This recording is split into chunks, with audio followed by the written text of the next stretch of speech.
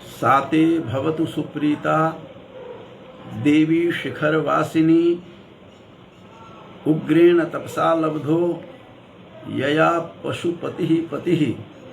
आज एक ऐसे विद्वान का संक्षिप्त परिचय लेकर मैं उपस्थित हूँ, जो मूल रूप से विद्यार्थी तो विज्ञान के हैं और साहित्य में उनकी रुचि इतनी गहरी किस तरह की हुई, कैसे हुई, किस प्रकार से साहित्य सर्जना, साहित्य का सृजन अनवरत करते रहे हैं। ऐसे अपने बाल सखा, अपने बाल मित्र सतीश चंद्र झा सजल जी का संक्षिप्त परिचय लेकर के मैं आज उपस्थित हूँ। प्रिंसिपल सतीश चंद्र झा सजल एक प्रतिभा संपन्न व्यक्तित्व के धनी रहे हैं और किस प्रकार से विज्ञान से साहित्य के तरफ पदार्पण करते हैं, उनकी यात्रा सच में अद्भुत, अलौकिक एवं अद्वितीय सी लग रही है। ऐसे सतीश चंद्र झा सजल जी का जन्म पंडित हेमचंद्र झा जी एवं माता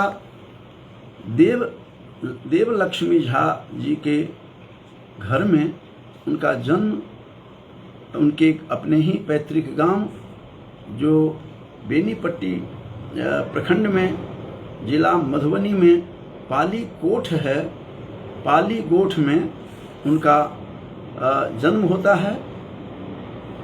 श्री सतीश चंद्र झा सजल जी का, और किस प्रकार से वे धीरे धीरे अपनी शिक्षा के साथ साथ अपनी साहित्य साधना में किस प्रकार एक संत की तरह, एक महात्मा की तरह किस प्रकार वे लगे रहे। इसलिए उनका अपने बाल सखा श्री सतीश चंद्र झा सजल जी को लेकर मैं आज उपस्थित हूँ। सजल इनका नाम कैसे पड़ा?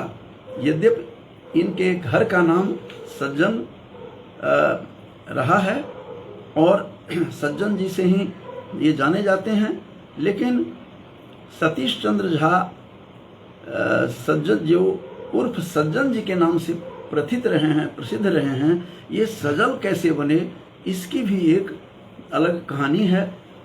जैसा कि मुझे उन्होंने बताया कि सजल नाम कैसे उनका पड़ा, इसमें भी उनका नामकरण में बहुत बड़ा हाथ पंडित बुद्धिधारी सिंह रमाकर जी, जो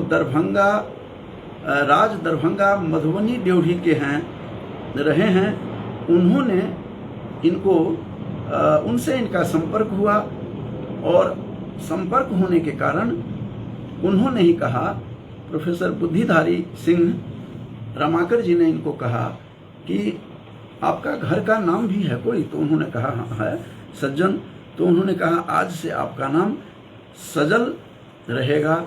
उनके ऊपर एक कविता भी लिख करके दी, और सजल शब्द का प्रयोग जब देखेंगे तो तुलसीकृत जो मानस है, रामचरितमानस, उसमें यत्र तत्र सर्वत्र सजल नयन करके सजल शब्द का प्रयोग बाहुल्य देखने को सहजता से मिलता है। और इस प्रकार सतीश चंद्र झा, जो उर्फ सज्जन जी के नाम से गांव में जाने जाते थे, वे अब सजल के रूप में अपनी साहित्य के क्षेत्र में, साहित्य के आकाश में, साहित्य के गगन में वे किस प्रकार चंद्रमा के भांति चमकने लगते हैं, उसकी संक्षिप्त में चर्चा करता हूँ।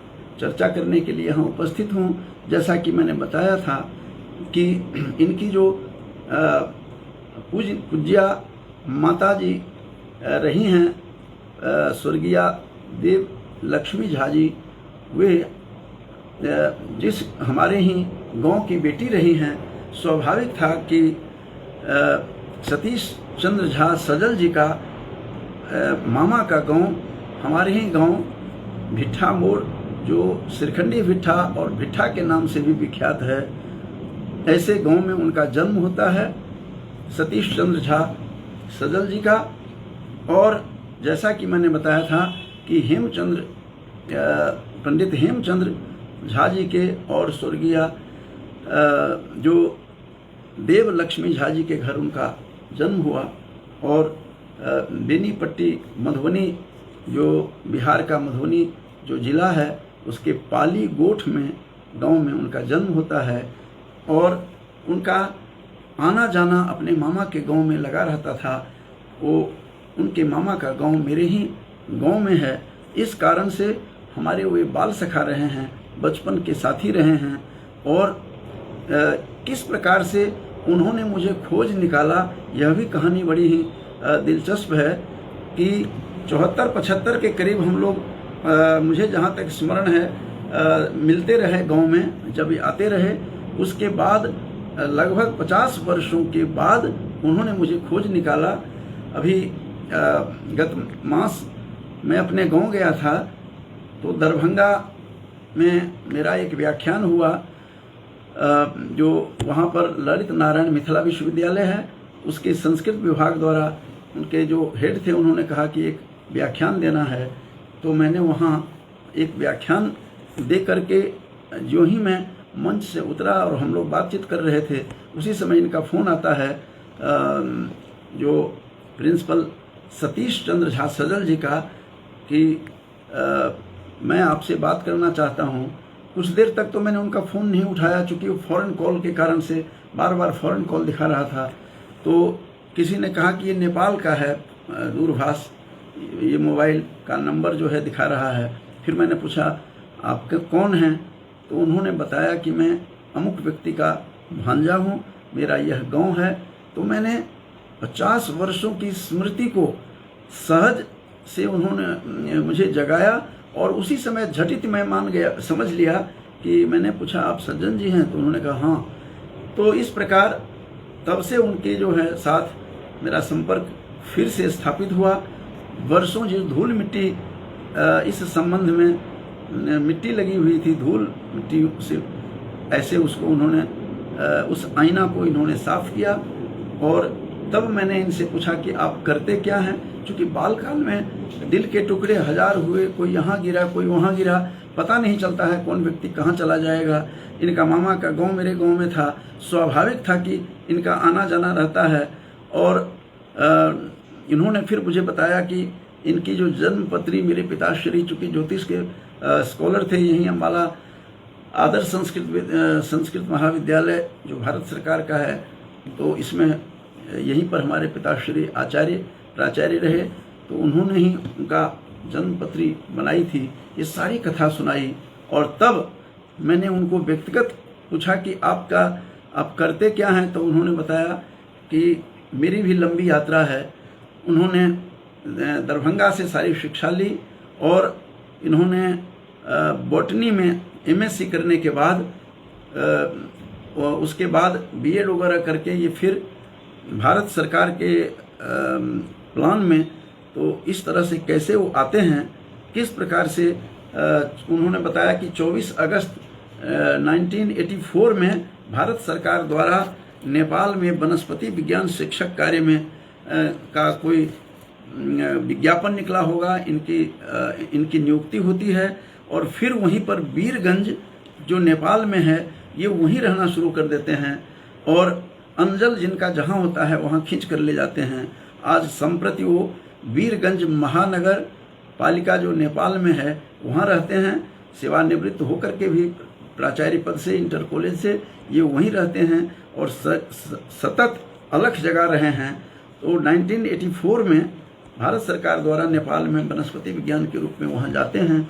इन्होंने MSc की इनकी जो शिक्षा है, शिक्षा दीक्षा पर यदि हम इनके नज़र हम डालें, तो MSc बॉटनी में करने के बाद MA इन्होंने फिर की नेपाली लैंग्वेज एंड लिटरेचर में, M.Ed किया। B.Ed M.Ed करने के बाद MTOT इन्होंने किया, master of trainer of trainees, secondary level का इन्होंने वो शिक्षा प्राप्त करने के बाद ये वहीं नेपाल वीरगंज में इन्होंने अध्यापन के साथ साथ साहित्यिक यात्रा भी करनी शुरू की और काफ़ी कुछ इन्होंने लिखा और देख करके आश्चर्य होता है। इनके साहित्य की जो कृतियां हैं, मैंने अब तक यह सुना नहीं है, शायद ये सर्वप्रथम ये सतीश चंद्र झा सजल जी जो हमारे बाल सखा भी हैं, ऐसे सजल जी ने दुर्गा सप्तशती जो है, दुर्गा सप्तशती, उसका मैथिली पद्यानुवाद किया। ये बहुत बड़ा कठिन कार्य है कि किसी भाषा को अनुवाद करना, किसी भी अनुवाद करने में उसकी आत्मा नहीं कभी मरे, इसका भी ध्यान रखना पड़ता है। इसलिए सावधानी पूर्वक, क्योंकि अनुवाद करना it's not everybody's cup of T कि कोई ले और उठा करके पी ले, यह बहुत ही कठिन काम है, बड़े धोखे हैं इस राह में, यह करना, अनुवाद करना मुश्किल है। और इन्होंने दुर्गा सप्तशती जो का मैथिली भाषा में पद्यानुवाद किया, यह महनीय कार्य है। मैंने अब तक नहीं सुना है, शायद उनका सर्वप्रथम उनकी कृति हो जो पद्यानुवाद के रूप में दुर्गा सप्तशती का उन्होंने पद्यानुवाद किया। और मिथिलाक आंगन सो, मिथिला के आंगन से ये मैथिली साहित्य का, मैथिली गीतों का संग्रह है जो बहुत ही सरल, सहज और सुंदर शब्दावली में ये मैथिली गीत का संग्रह है इनका। और प्रीत हमर अछ गीत, ये मैथिली गजल संग्रह है इनका एक। मैथिली साहित्य की इन्होंने बहुत बड़ी सेवा की है मैथिली साहित्य की। यद्यपि ये 4 भाषाओं में लिखते हैं, यह बहुत बड़ा काम है और यह बहुत बड़ी बात है। मैथिली में, हिंदी में, नेपाली और भोजपुरी 4 भाषाओं में ये लिखते हैं और गाते रहते हैं। इस प्रकार से प्रीत हमर अछ गीत मैथिली गजल संग्रह है इनका, जो अत्यंत महत्वपूर्ण है। बहुत ही सुंदर पदावली में यह इनका मैथिली गजल संग्रह जो है लिखा हुआ है। मधुशाला भी इनका बहुत बड़ा काम है। मधुशाला हरिवंश राय बच्चन की जो मधुशाला है वह हिंदी काव्य का मैथिली पद्यानुवाद कर रहे हैं, जो बहुत बड़ी बात है। मैथिली पद्यानुवाद मधुशाला का भी कर रहे हैं और ये करके यह प्रकाशनाधीन है, जो बहुत बड़ी बात है। और आंसू कहे पुकार के, ये हिंदी नाटक है इनका। और प्रेम प्रसून, प्रेम पुष्प, प्रसून पुष्प को कहते हैं फूल को, तो प्रेम प्रसून हिंदी कविता संग्रह भी है इनका। और कविता संगालो नेपाली कविता संग्रह भी है। आश्चर्य है, जन्म होता है बिहार के मधुबनी में। और पंडित हेमचंद्र झा जी और श्रीमती देवलक्ष्मी झा जी के घर पाली गोठ, प्रखंड बेनीपट्टी, मधुबनी, बिहार में इनका जन्म होता है। और किस प्रकार से ये अपने आप को ये सेवा के लिए, रोजी रोटी के लिए, भारत सरकार के जो प्लान है, भारत सरकार द्वारा जो इनका उसमें इनकी नियुक्ति होती है नेपाल में वनस्पति विज्ञान के शिक्षक के रूप में, 1984 में ज्वाइन करते हैं। लेकिन चाहे वह विज्ञान का विद्यार्थी हो, कोई व्यक्ति चाहे किसी का भी हो, साहित्य में जिसकी रुचि लग गई है, साहित्य के प्रति जिनका लगाव है, वो फिर पीछे मुड़ करके नहीं देखते कि क्या है। तो उनकी साहित्यिक कृतियों पर एक बार और भी नज़र डालता हूँ कि दुर्गा सप्तशती जो मैथिली पद्यानुवाद है, जो अत्यंत मधुर है। और इनकी पुत्री ने, जो भव्या हैं, उसने इसको बहुत ढंग से गीत इन्होंने सुनाया है, चूँकि इन्होंने मुझे भेजा भी है गाई और हारमोनियम के साथ, जबकि वो अंग्रेजी की एमए है इनकी पुत्री भव्या, लेकिन हारमोनियम के साथ संगीत के प्रति अपूर्व रुचि इन्हें पिता से मिली है। और ये जब मैंने देखा कि साहित्य साधना में कैसे लगे, तो मुझे लगा कि निश्चित रूप से इनकी पत्नी का बहुत बड़ा योगदान रहा है, जिन्होंने एक अच्छे विद्वान के घर में इनकी पत्नी का जन्म हुआ, जिसके कारण से इनके पदे पदे सजल जी का, प्रिंसिपल सतीश चंद्र झा सजल जी का पदे पदे इन्होंने सहायता की इनकी धर्मपत्नी ने, इसीलिए ये आगे बढ़े होंगे। इसका अनुमान मैंने लगाया कि आखिर किस प्रकार से ऐसे व्यक्ति जो साइंस के विद्यार्थी हैं, विज्ञान के विद्यार्थी हैं, वनस्पति शास्त्र के विद्यार्थी हैं, और किस प्रकार से इनका झुकाव, किस प्रकार से साहित्य के प्रति इन्होंने अपने आप को मोड़ा, उसकी यात्रा जब देखा तो दुर्गा सप्तशती में एक बार दोहराता हूँ कि मैथिली पद्यानुवाद बहुत ही रोचक है, सरस है। और कलकंठ इनकी पुत्री स्वयं भी गाती हैं, उन्होंने भेजा था कैसेट, मैंने सुना और बड़ा आनंद आया सुन करके। और मिथिलाक आंगन सौ, मिथिला के आंगन से मैथिली गीत संग्रह, इसमें बहुत ही सुंदर है, मैथिली गीतों का संग्रह है। और मैथिली वैसे भी मैथिली जनकात्मजा, मैथिली जो हैं जनक की जो पुत्री जानकी थी उन्हीं का नाम मैथिली है। जो आप देखेंगे वाल्मीकि रामायण तो मैथिली जनकात्मजा, जिसमें कहा गया है कि मैथिली जो थी वह जानकी का नाम था, उसी के नाम से, जानकी के नाम से, जगत जननी जानकी सीता के नाम से ही यह भाषा है। और इस भाषा का पसार बहुत दूर तक है, नेपाल में है, चूँकि पुराने नेपाल में ही तो पहले तो कुछ नेपाल और भारत तो था नहीं। जब श्री रामचंद्र का विवाह जब हुआ होगा तो उस समय वो पूरा मिथिला के रूप में वह स्थान प्रसिद्ध था। तो मिथिला का आंगन सौ मैथिली गीत संग्रह लिखकर उन्होंने मैथिली जगत में अपना नाम कमाया। और प्रीत हमर अछ गीत प्रीत हमर अछ गीत मैथिली गजल संग्रह, यह गजलों का संग्रह रूप में है यह। और जैसा बताया था कि मधुशाला जो हरिवंश राय बच्चन जी का अपूर्व, अनुपम, अद्वितीय और विलक्षण ग्रंथ है, उस ग्रंथ का भी पद्यानुवाद हो चुका है, अभी प्रकाशनाधीन है।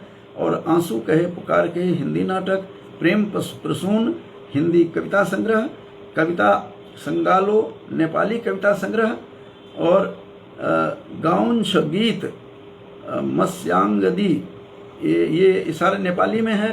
ओ भोर न भइल भोजपुरी गीत संग्रह भी है इनका। एक ही व्यक्ति में 4 भाषाओं में लिखने की जो प्रवृत्ति, बताओ हुनर तुमने सीखा कहाँ से। इस प्रकार से 4 भाषाओं में, मैथिली, हिंदी, नेपाली और भोजपुरी में अनवरत ये लिखते रहते हैं।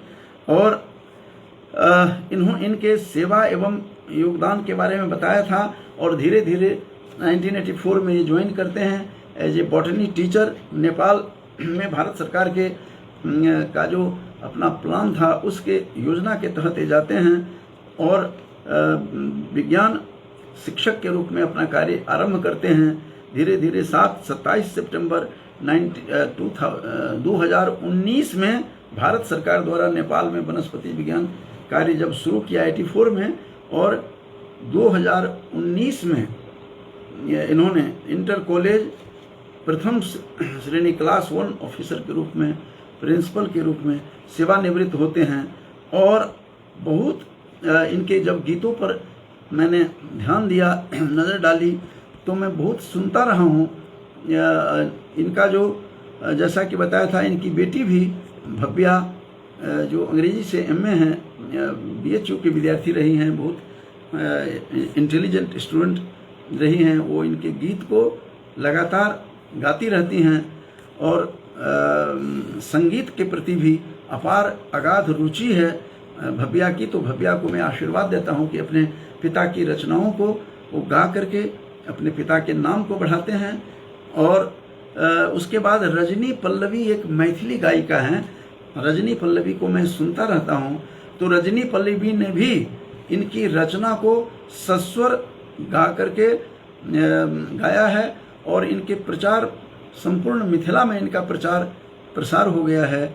और उतना ही नहीं, रजनी पल्लवी का जो गीत उसने गाया है वो गीत मैंने पीछे देखा है और उनका जो आई आई सबहक घर इजोत घर अन्हारे हमर, यह गीत निश्चित रूप से दिल को छू जाता है। मैंने रजनी पल्लवी का गाया हुआ गीत, इनकी रचना को मैंने सुना। आई सबहक घर इजोत, जिस दिन दिवाली होती है तो सबके घर में प्रकाश होता है।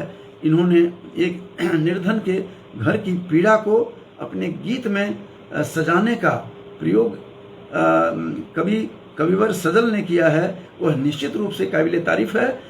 और उस गीत का नाम है आई सब घर इजोत। आज सबके घर इजोत माने प्रकाश है, घर अन्हारे हमर, लेकिन मेरा घर अंधकार में डूबा हुआ है। इस गीत को इतनी मार्मिक ढंग से प्रस्तुत किया गया है।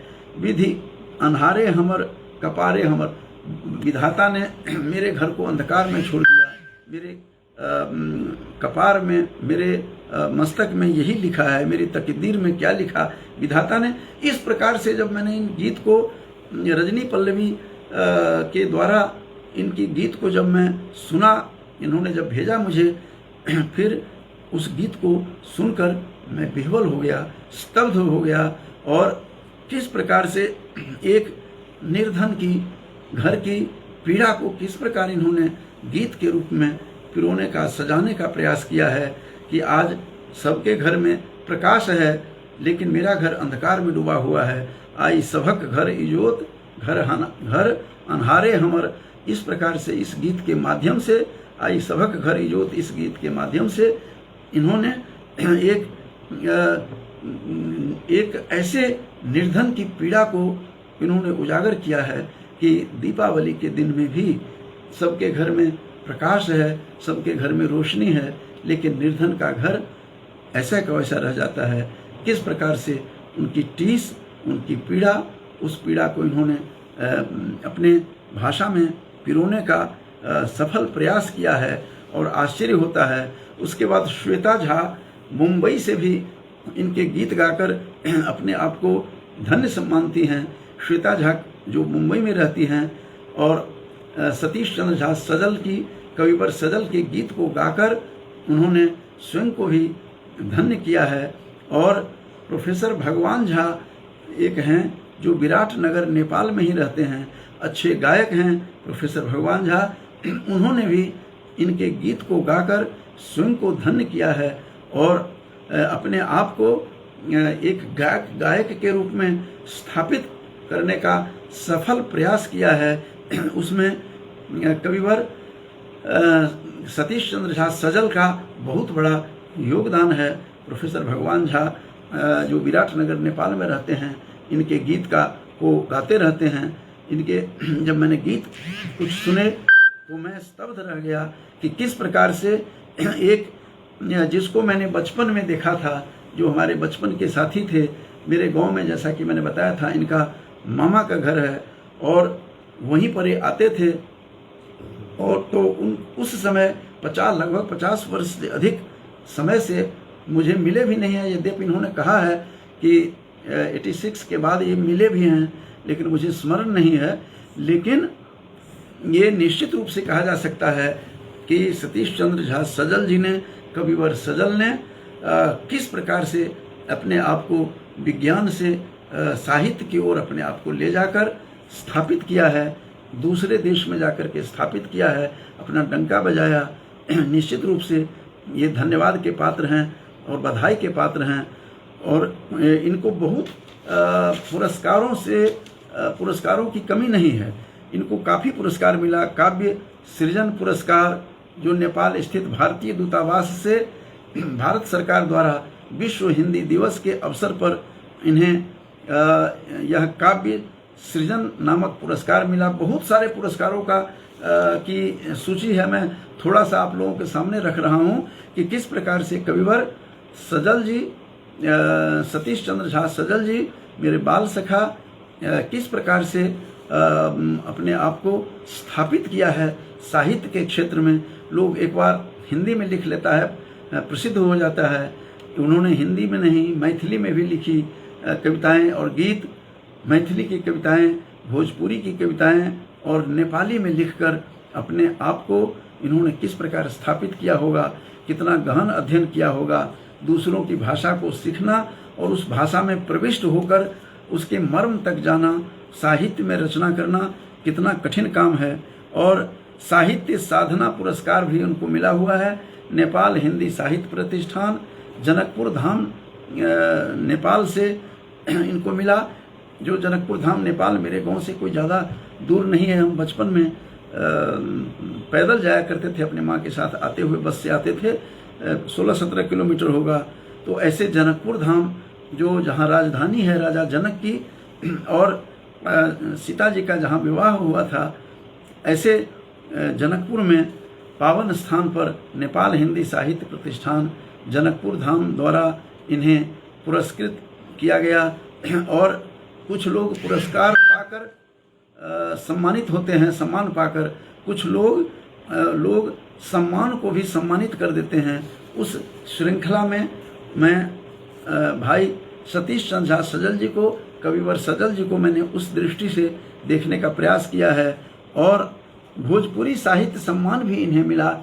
और जिन जिन भाषाओं में लिखते रहे सभी भाषाओं में इन्हें अनेक सम्मान मिले, जिसमें से थोड़ी सी सूची जो मेरे पास है मैं वो बता रहा हूँ। भोजपुरी साहित्य सम्मान नेपाल भोजपुरी प्रतिष्ठान वीरगंज द्वारा इन्हें प्राप्त हुआ, जहाँ वीरगंज में ये रहते हैं नेपाल में। और फिर आगे मैथिली साहित्य सुधा सम्मान मैथिली साहित्य परिषद वीरगंज नेपाल द्वारा इन्हें प्रदान किया गया। दूध पोखरी साहित्य प्रतिभा पुरस्कार साहित्य प्रतिभा फाउंडेशन तनहुँ नेपाल से मिला है। इन्हें मैं कोटिशः शुभकामनाएं और वर्धापन देता हूँ, बधाई देता हूँ। और संप्रति ये नेपाल में रहकर ही हिंदी साहित्य परिषद वीरगंज नेपाल से भी लगातार ये लिखते रहे हैं। इनकी लगातार इन्हें सम्मानित किया जाता रहा है। एक मैंने इनकी फोटो भी देखी है, जो मैथिली साहित्य के स्थापित गीतकार हैं, स्थापित गायक हैं, जिनके ऊपर पीछे मैंने बोला भी था। डॉक्टर चंद्रमणि झा के साथ मैंने इनकी तस्वीर भी देखी। इन दोनों इकट्ठे इन दोनों को पुरस्कृत किया गया होगा, तब के समय की मैंने इनकी तस्वीर देखी है। किस प्रकार से एक विज्ञान का छात्र किस प्रकार से विज्ञान के दौर से गुजरता हुआ, किस प्रकार वो साहित्य की सेवा के लिए कैसे चले जाते हैं। ऐसे अनुपम कवि, अनुपम गीतकार, अनुपम गजलकार जो नेपाली में, भोजपुरी में, हिंदी में और मैथिली में लिखकर अपने आप को स्थापित किया है। ऐसे भाई सतीश चंद्र झा सजल जी का जन्म 28 सितंबर 1959 में इनका जन्म होता है। मधुबनी में, बिहार में इनका जन्म होता है। ऐसे ऐसे महान गजलकार, महान गीतकार और संग भी गाते हैं। ऐसे कविवर सतीश चंद्र झा सजल जी निश्चित रूप से बधाई के पात्र हैं।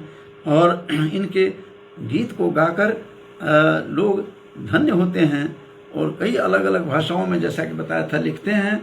रजनी पल्लवी का तो गीत सुनकर के मैं दंग रह गया, स्तब्ध रह गया और मैं निःशब्द रह गया था कुछ देर के लिए कि किस प्रकार से उन्होंने दिवाली की रात जो सारे तरफ, चारों तरफ चतुर्दिक प्रकाश रहता है, रोशनी होती है, और एक गरीब का घर किस प्रकार अंधकार में रहता है, तो उसकी पीड़ा को जो लिखा है, यदि वो एक ही गीत लिख कर छोड़ देते तब भी ये अमर हो जाते।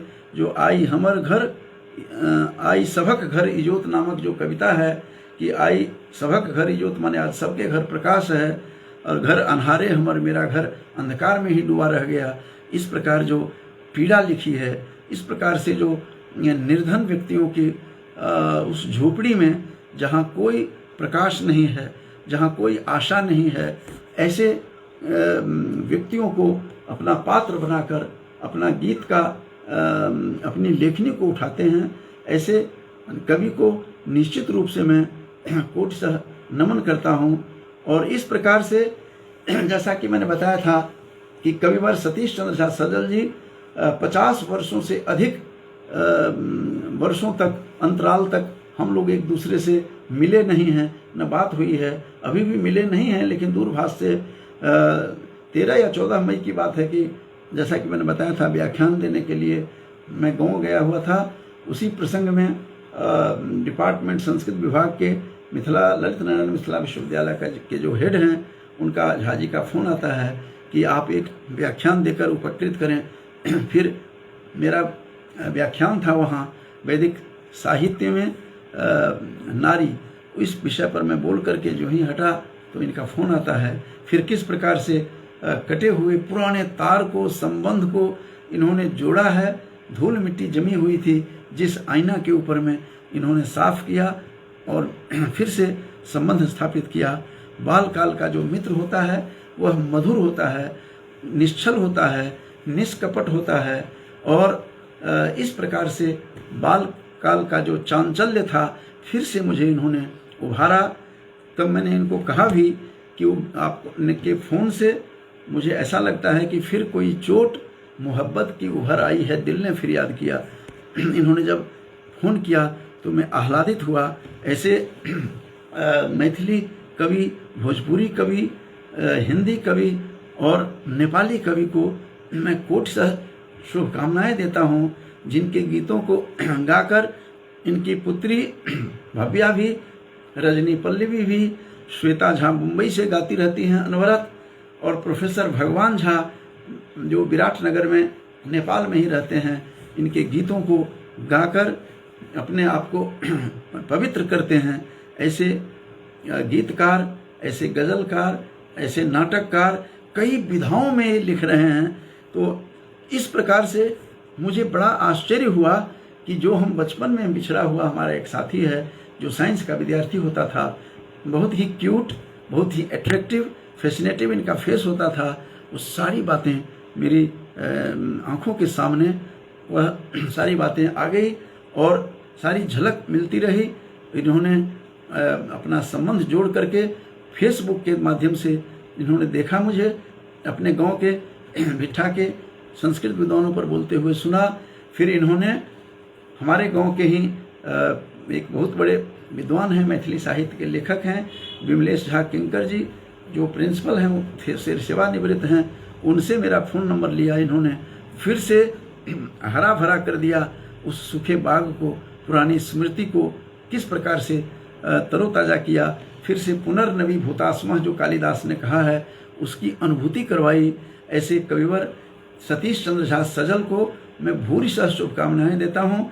और इनकी माताजी देवलक्ष्मी झा जी जो बहुत ही स्नेहिल रही हैं और उनका भी स्नेह हमने बाल काल में पाया है। तो ऐसे उनको देवलक्ष्मी झा जी जो अभी नहीं रही, इनकी माताजी सजल जी, कविवर सजल जी की माताजी, जो बहुत ही स्नेहिल और बहुत ही प्रेम से बात किया करती थी, बहुत आशीर्वाद देती थी। ऐसे उनको भी मैं स्मरण करता हूँ इस अवसर पर।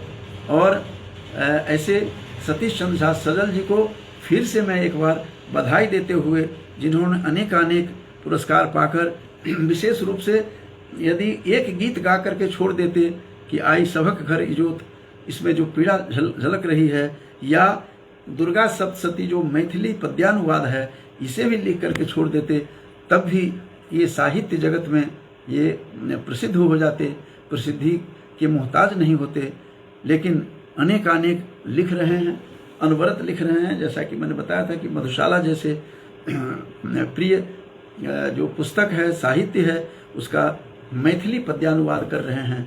तो एक विज्ञान का विद्यार्थी किस प्रकार से अपने आप को संभालते हैं, किस प्रकार से साहित्य के गोद में खेलकर, किस प्रकार से डुबकी लगाकर मोतियों को निकालते हैं साहित्यकार, और समाज को नित्य नूतन परोसते हैं। ऐसे भाई सजल जी को, जिन्होंने इनका नाम सजल रखा, उनको भी मैं प्रोफेसर बुद्धिधारी सिंह रमाकर जी को भी मैं कोटिशः शुभकामना देता हूँ। यद्यपि वो पार्थिव रूप में उनका यह शरीर अब यहाँ नहीं है, उन्होंने बहुत नाम दिया, सजल नाम, सही में ये सजल हैं। और इस प्रकार से अपने माता पिता का ही नाम नहीं बढ़ाया, अपने गांव का नहीं, बल्कि हमारे गांव का भी नहीं, जहां पर इनका मामा का गांव है, मेरे गांव में ही, मेरे घर के पास, और बाल काल के मेरे सखा हैं, बल्कि नेपाल और भारत को इन्होंने अपने गीतों के, गज़ल के माध्यम से जोड़ने का प्रयास किया है। यह बहुत बड़ा प्रयास है। जन्म होता है बिहार में और भारत में, और किस प्रकार से वीरगंज में जाकर के प्रकृति ने उनको साहित्य साधना में डुबाना था, इस कारण से उनको वहाँ पर नेपाल में भेजा, और नेपाल में रहते हुए भी उन्होंने अपनी जो भाषा मैथिली है, उस मैथिली के प्रति, बिहार की भाषा भोजपुरी के प्रति, हिंदी भाषा के प्रति, और जहाँ रहते हैं नेपाली भाषा में लिखकर, इन्होंने चारों भाषाओं में लिखकर इतना प्रयास, लिखने का प्रयास करके समस्त भारत और नेपाल के संबंध को मधुरमय किया है। ऐसे कविवर सतीश चंद्र झा सजल जी को मैं कोटि शुभकामनाएं देकर, उनकी स्वास्थ्य की रहने की कामनाएं देकर, क्योंकि संस्कृत का विद्यार्थी होने के कारण मैं उन्हें वैदिक मंत्र से उनको शुभकामना देता हूँ। भाई सतीश चंद्र झा सजल जी को कि जीवे मो शरदः शतम शतम भूयश्च शरदः शतात, 100 वर्ष तक जो जीने की कामना वैदिक मंत्र में किया गया है, और 100 से भी अधिक life for 100 years and more than 100 years की जो परिकल्पना की है हमारे ऋषियों ने। तो और अदीना श्याम शरदा शतम, दीनहीन होकर के नहीं, स्वस्थ होकर के शतायु हों, ऐसी कामना, और नित्य नूतन काव्य को लिखकर लोगों को परोसते रहें। इन्हीं शुभकामनाओं के साथ अपनी वाणी को विराम देता हूँ। बहुत बहुत धन्यवाद। और वाणी को विराम देने से पहले एक और जो स्वयं भी लिखते हैं, संस्कृत के विद्वान हैं, डॉक्टर देवी सिंह जी, जो SD कॉलेज चंडीगढ़ में, वहाँ पर संस्कृत के प्राध्यापक हैं, एसोसिएट प्रोफेसर हैं। ऐसे डॉक्टर देवी सिंह जी को मैं कोटि से शुभकामनाएं देकर उन्हें आशीर्वाद देता हूँ कि वो भी हरियाणवी लिखते हैं, गाते रहते हैं, और कलाकार भी हैं। ऐसे कलाकार को भी शुभकामनाएं देते हुए फिर से एक बार कविवर सतीश चंद्र झा सजल जी को भूरी भूरी शुभकामनाएं देते हुए अपने वाणी को विराम देता हूँ। जयतु सुरभारती। धन्यवाद।